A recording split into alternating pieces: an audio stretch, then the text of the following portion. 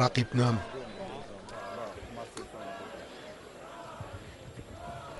va bu yerda ehtiyotkorlik bilan taktikaga tayangan holda jang o'tkazish kerak bo'ladi.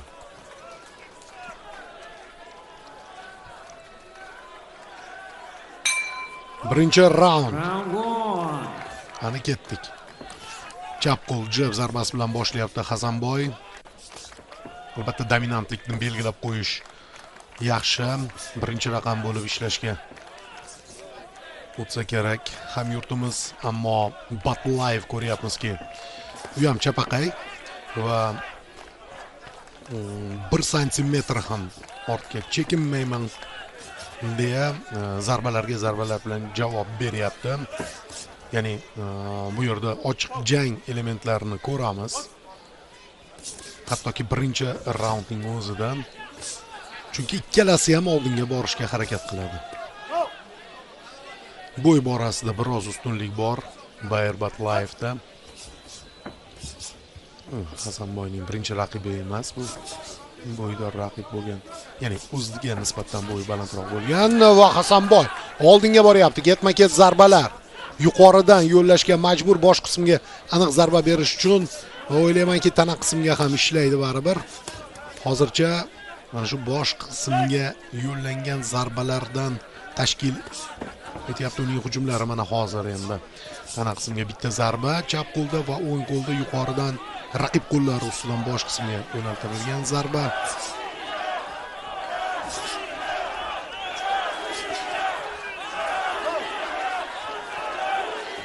Tezligini qo'shyapti. Hasanboy chap berishga ulguryapti. Raqib hujumlariga juda yaxshi mana bu yerda ikkilik zarba chap qo'lda raqibning bosh qismiga ishladi.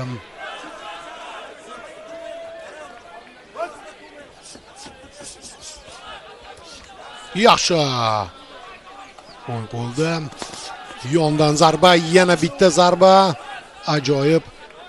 Hasanboy masofani ham yaxshi ushlayapti. Yana o'ng qo'lda qisqa zarba. Aniq. Yaxshi kutib oldi hozir. O'ng qo'l ancha faol, oldingi qo'l bilan yaxshi ishlayapti Hasanboy. Endi boyagi gap. O'ta tajribali, o'ta mahoratli. Ringda qaysi lahzada nima qilishni juda yaxshi biladigan bokschi. Va qarang qanday kombinatsiyani amalga oshiryapti. O'ng qo'lda bosh qismga, keyin tana qismga va yana chap qo'l bilan bosh qismga zarba bilan yakunlagan edi kombinatsiyasini. Undan keyin yana bitta yakkalik zarba o'tganligini ko'rdik mana bu yerda o'ng qo'lda. Batlaevning bosh qismiga mana yana bitta zarba. Mana shu qurolidan samarali foydalanyapti Hasanboy, ya'ni o'ng qo'l yon zarbalaridan juda yaxshi va masofani ajoyib tarzda his qilyapti, saqlayapti. Raqib biroz tempni tushirishga majbur bo'ldi, chunki har bir urinishi, oldinga borgan har bir urinishi Hasanboyning qarshi zarbalari bilan yakunlandi.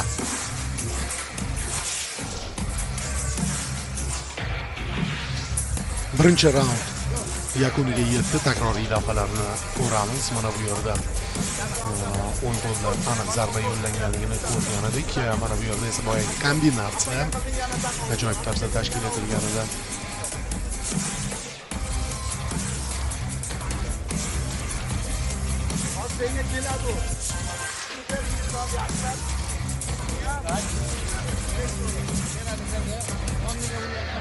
Ko'rdingiz, birinchi raund bokschimiz foydasiga bitta hakam menimcha boshqa jang qilgan.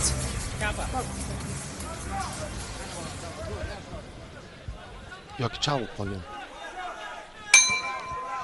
Yaxshi. Ikkinchi raund.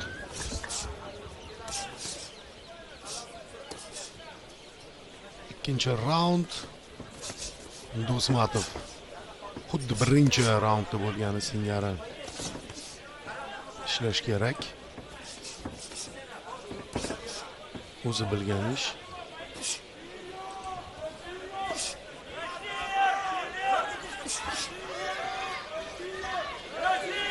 jeblar bilan boryapti oldinga Batlayev. Hasanboyning tezkor reydini oldini olishga qaratilgan va masofada raqibni ushlashga bo'lgan urinish. Hasanboy esa ko'rdingiz, qanday qisqartirdi masofani va zarba yo'lladi. Mana bu yerda almashinuv juda yaxshi zarba yo'llagan edi va keyingisi bilan ilib oldi biroz. Batlayev chap qo'lda.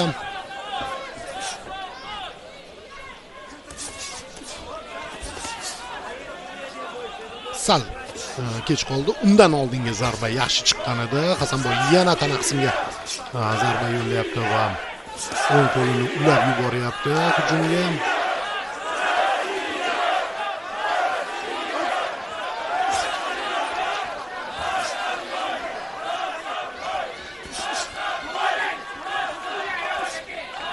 Hasanboyga muxlislik qilayotganlar soni ham ko'p, yaxshi o'ng qo'lda. Hozir ajoyib zarba bo'ldi. Oyoq sirpanib ketdi.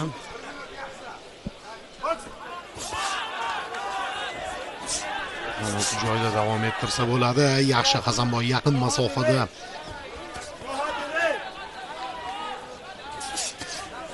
Yaxshi ishlaydi. Shuning uchun masofa qisqarganda foydalanib qolish kerak. Nazarimda.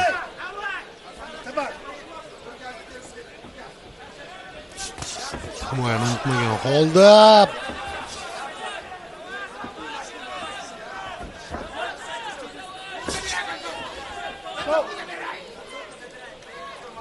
oldinga tashlangan adam Do'smatov.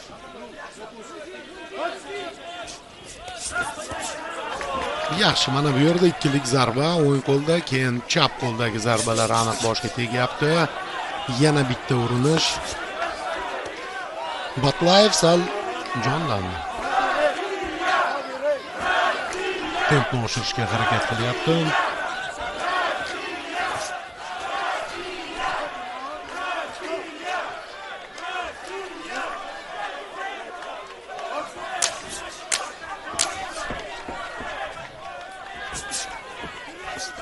Chorlayapti o'ziga. Raqibning Hasanboy. Ikkinchi raund tugadi. The IBA boxing game is launching a global esports series merging the spirit of boxing with digital competition across cities worldwide. With over $100,000 in prizes and a championship belt for the top global competitor. The race to become absolute world champion is on. Qiziqish juda ham yuqori ekanligini ko'ryapsiz. Jahon chempionatiga ko'plab taniqli insonlar kelgan va Hasanboyning ikkinchi raundda yo'llagan zarbalarini takroriy lavhada yana bir bor ko'rishingiz mumkin. Raqib boya jiddiy deb bejizga aytganim yo'q. So'nggi mag'lubiyatini taxminan 1 yildan oshiqroq vaqt bo'ldi. Mag'lub bo'lganiga, shundan keyin umuman mag'lubiyat nimaligini bilmay kelayotgan bokschi Batlayev. 3-raund. Third and final round. Hal qiluvchi ahamiyatga ega bo'ladi ushbu raund.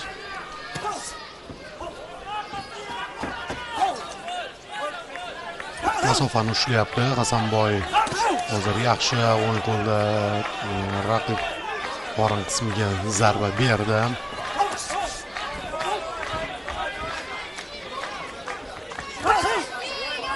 Yana bitta urinish.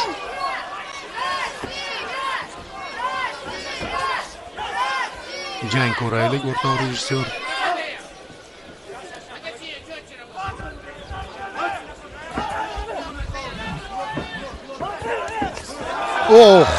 Mana bu yerda ehtiyotroq bo'lish kerak.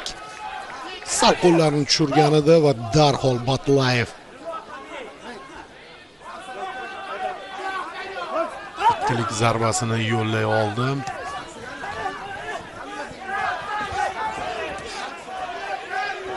Hozir jeblar bilan kutib olyapti bokschi raqibini.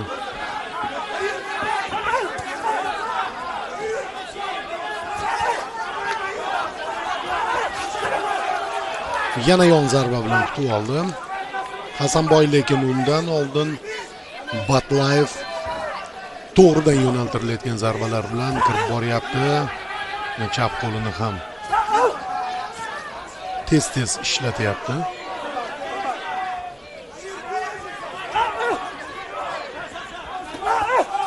Yaxshi, Hasanboyning to'g'ridan yo'llagan o'ng qo'l zarbasi o'tdi. Yana kutib oldi jag'ga yo'llangan zarba bilan.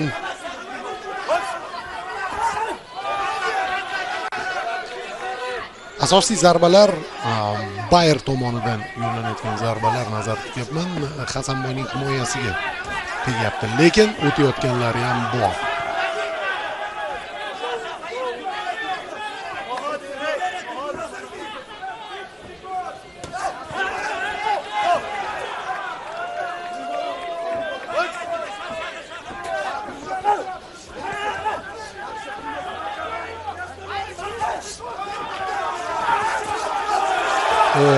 Mana bu yerda yana zarba o'tkazib yubordim. Batlayev xavfli deganda biz aynan uning jangni his qilishini, taymingni ushlashi, tempni saqlay olishini va mana shu ketma-ket to'xtovsiz zarbalar yo'llab hujumlar tashkil etishini nazarda tutgan edik. Va albatta bunday bokschiga qarshi biroz taktika ishlatish kerak. Ochiqcha jangga kirishish har doim ham o'z samarasini bermasligi mumkin. Jang tugadi.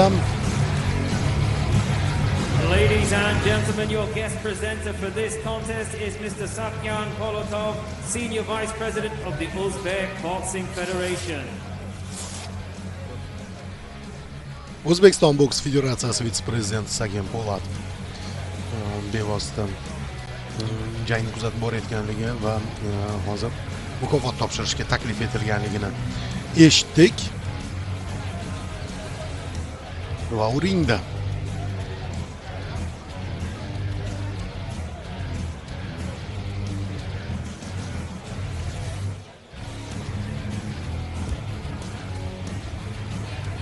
demak 51 kilogramgacha vazn toifasida jahon chempioni. By a split decision, and now IBA World Champion in the red corner. Qizil burchak Hasanboy Do'stmatov jahon chempioni.